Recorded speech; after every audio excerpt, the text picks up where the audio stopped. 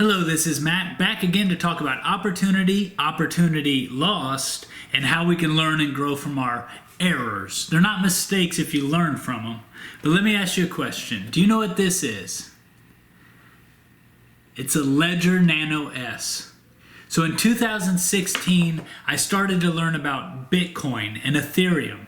And I remember we refinanced our house and I decided to take $12,000 and invest it in Ethereum and Bitcoin. And at the time, all the YouTube was saying whether Bitcoin was better than Ethereum. And Bitcoin was at, let's say, $700. Ethereum was at about $10. So you had $700 Bitcoin, $10 Ethereum. I put $12,000 in between the two. Now let's just think about that. $12,000 invested at that time now would be $3.5 million.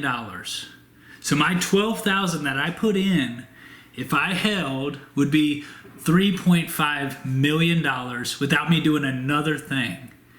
So what happened to my Ethereum and Bitcoin? Let's talk about Ethereum. I bought in at 10-ish and I sold out at about 12. Now I held it for quite a long time and it just kind of bounced around. I got a little nervous, sold out at 12. Next day I remember it went to 11.5. Then all of a sudden it turned and I remember it got to 30. And I was like, damn, you know? Then a little bit into 2017 it got to 300. Wow. By the end of 2017 it was up to about 1,300. So I was kicking myself, right? But during that 2016, 2017, I felt stronger about silver and gold. I was very much into silver and gold. But don't think about it. When we make choices, we gotta live with them. Exactly. That's my man Hootie. Darius Rucker. But anyways, he's right. You know, we all make choices and we got to live with them. But don't think I don't think about it, right? I think about what could have, should have been. But you know, when Ethereum's at 10, 12, 30, didn't get in. 300, didn't get in. 1,300, didn't get in. You know, I didn't have the courage to get back in, which tells you something. I didn't believe in it, right? I didn't have conviction in that trade. So there's no way I can look back and say, well, if I would have just held on, because the fact that I didn't want to jump back in at 30, 300, and 1,300 meant that if it got to that point and I was still holding, I would have jumped ship. I wasn't in conviction. I wasn't strong-handed. So if I was bought in at 10 and I had it at 30, I probably would have sold it. I probably would have said, hey, 3x is good, get out. Same with Bitcoin, right? Bought in, say 700. I probably profited. I was heavy all the way through 17. 2017 was a rocket year. And I think I profited about $3,000. There was a lot of discussion on how to handle taxes. How do you report earnings? So if I send $2,000 to Coinbase and then I go send it to Bittrex or Kraken, you know, eventually I got to go back to Coinbase, back to my bank account. So all I did was I looked at everything I sent to Coinbase, whatever happened out in this world happened, and then anything I withdrew that was above the amount I deposited, I claimed as profit. And I decided to basically clear out so that I could pay my taxes. So the nice thing about silver coinage is I can have a handful of coins and I can give them to my kids. Nobody has to know about it, and it's just a gift from a father to a son or from a friend to a friend. But if I wanted to send you Bitcoin, you know, I could send it to your address on your Nano, or I could send it to your wallet on Coinbase. But the issue I had was eventually that money has to be converted to US dollars and sent back to your bank. So let's just say I send $2,000 to Coinbase and then I'm just living life and you keep sending me all this money via Bitcoin. Eventually I'm going to have to withdraw $100,000 worth of US dollars. And I'm going to have to explain how $2,000 in became $100,000 out. And that's what I figured would always be considered the profit. So I would have to pay taxes on whatever the excess was that I withdrew.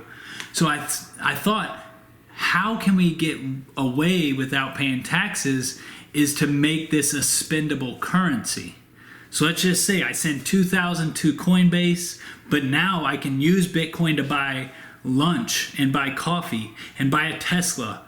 Now it becomes something that I don't ever withdraw it back to my bank. So that was my thing when I started learning about it. I said, if they can figure out a way to spend crypto every day, nobody's going to know if you made a profit. And it really is. It's that same debate as with metals. It's actually just a currency exchange. Like when we use our US dollars to convert to silver coinage, there should be no taxes. And if silver goes up, it's not that I should have to pay taxes on my profit if I ever sell the silver. I converted from USD to silver as a new form of currency. Same as Bitcoin. I take USD, convert it to BTC, and if it goes up in value, that's just for me to be blessed, right? I don't have to be taxed on that profit. But I still think that that is the case. I think when you deal with Bitcoin, Ethereum, Ripple, anything like that, you pay taxes on the earnings when you sell it.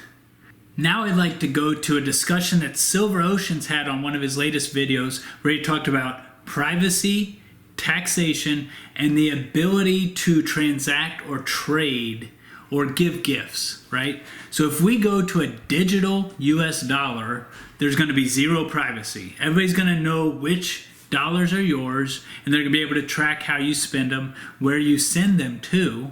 If you give 10,000 US dollar coins to somebody, they're going to say, what did you receive, right? So now let's talk about taxation. Let's say, just like the Bitcoin example, I put 2,000 current dollars into the crypto US dollar coin, and then all of a sudden I'm pulling out hundreds of thousands. They're going to say, how are you getting 100,000 coming back at you? What are you doing? Are you performing a service? Are you selling goods? How are you coming up with all this money? Next, the ability to transact on a casual level with a neighbor. Right now we have the luxury of being able to throw a $5 bill or a $10 bill. Or if that person's into silver coins, I can give them silver coins and they can mow my yard. Or I can fix their sprinkler system and they can give me a tube of quarters or something. So simple to have that trade and transaction. But if we go to a digital currency, then something's going to be there. Just like if I have to PayPal or Venmo or Zelle something, there's a record of transfer of value. Now I do hope we get to the point where silver and gold is considered currency, where again, you convert US dollars to gold or silver. It's a conversion of currency. It's not a taxable event. And if the value of your silver and gold goes up, that's great. You made the right choice. It's no different than converting US dollars to euros and having the euro value increase. It's not a taxable or a capital gain, right? It's just converting money. It's converting US dollars to silver and gold because we believe silver and gold will go up in value. And if it does, kudos for us, right? We're the ones that made the right decision. And kudos to the people that held all their crypto for these past couple years. Now it takes courage, because even though I told you a story about $12,000 in could be $3.5 million out, I didn't do it because I didn't have the strong hands. I didn't have the courage. Once we topped out in 2017, we almost hit 20,000 at Bitcoin. It slammed back down to about 3 and hung there for a couple years.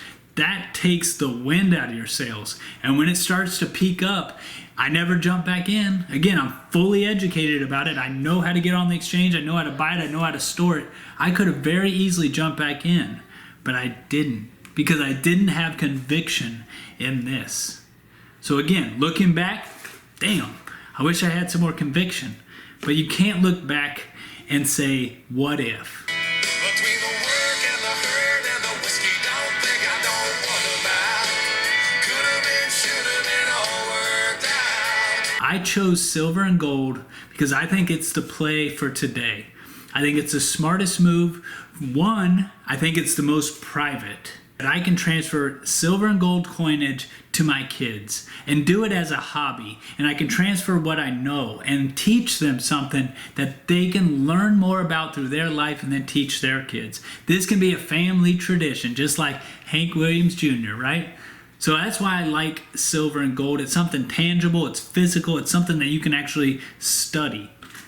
Crypto's fine, right? But I get no joy out of this USB stick, right? This thing looks like a piece of plastic, piece of junk. And this could hold your whole future. That's what's scary too. So crypto is good, silver and gold is a little bit better. So anything that you have passion on, anything that you have conviction in, just go with it, right? If you love baseball cards, become the best at baseball cards. If you love Pokemon, become an expert. If you love gold and silver, study the market. If you love coins, watch Coin Help You. Watch Blue Ridge Silverhound. Watch these videos that are going to teach you something about coins so that when you walk into a garage sale or a flea market, you can find that gem. You can walk across all these tables, look past all the junk and say, that 1916 Denver dime, that's mine. I'll pay you $2. I'll pay you $4 for it. I take it. You know what I mean? That gives you power. So thank you for watching this. I'm proud to be part of the silver and gold and coin community.